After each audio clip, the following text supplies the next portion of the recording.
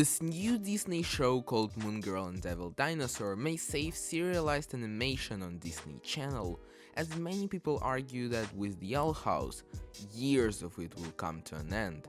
However, this is far from being the case, as there are still quite a few serialized shows at Disney TVA that are just not as popular as their predecessors. By the way, serialized means that there are elements of continuous storytelling from episode to episode, so there is still Ghost and Molly McGee and Hamster and Gretel. Today though, we're gonna be focusing on the show that aired just today for me and probably yesterday for you, if you live in the US. Girl and Devil Dinosaur is based on Marvel Comics. It is also very clearly seen in the art and animation style. Colorful segments and smooth animation in a lot of places combined stand out very much out of typical shows at Disney and on television at all.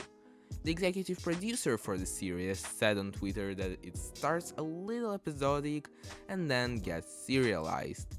I imagine that the first half of the season will act like a setup and character development stage, while in the later episodes we'll see overarching plotlines and perhaps some characters will start to play a more significant role.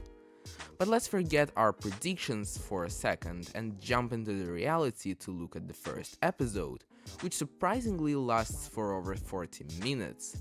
Either Disney went soft on the show and really gave the creators all the resources they needed, or they're just gonna make 19 episodes in this season instead of now typical 20. And I really hope that this show doesn't get cancelled after season 2, because at first it seems like it's popular and indeed Disney has been largely promoting it. The trailer got over 8.5 million views, but that's because the ads have been showing up on YouTube for so many people, and of course they convert into views.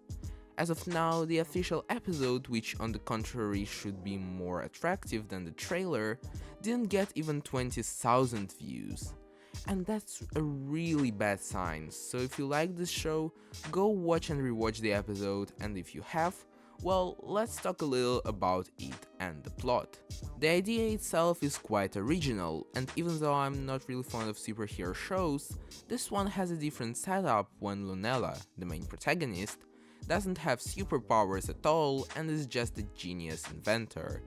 And in the first minutes, we are already introduced to what I believe to be the main mystery of the show for now, the scientist named Moon Girl, whose nickname Lunella later takes for herself. It is the scientist who originally made a device to open the portal from which the dinosaur comes from. Because her blueprints were unfinished, I believe that she could accidentally activate the unfinished version which sucked her in. Or the scientist could have even turned into this dinosaur. Or she could be a villain in the future. So there's already a serialized element to keep up with. The first half of the episode mainly focuses on Lunella making her first friend, Casey. Lunella also tries to find her place as a superhero and train the dinosaur to be one as well, which later grows into a conflict when the dinosaur gets hurt. By the way, they gave him a nickname Devil, so I'm gonna be referring to him mainly as Devil moving forward. The episode continues with Lunella trying to catch her first real threat and villain, Aftershock.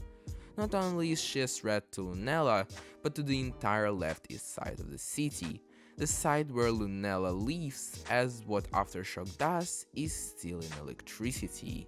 The villain also wants to deal with Moon Girl's family since Aftershock sees her as a thorn in her side. Apparently, the villain also starts working as a science teacher in Lunella's class and recognizes Moon Girl immediately.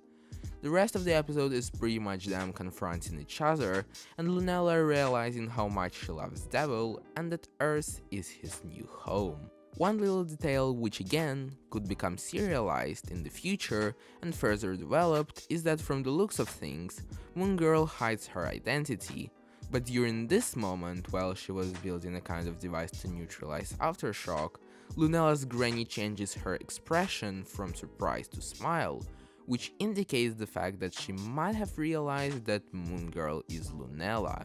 It also seems like Granny is the wisest one in the family, and Lunella has a strong attachment to her, so it wouldn't be surprising if she was the first family member to whom Lunella would tell her identity.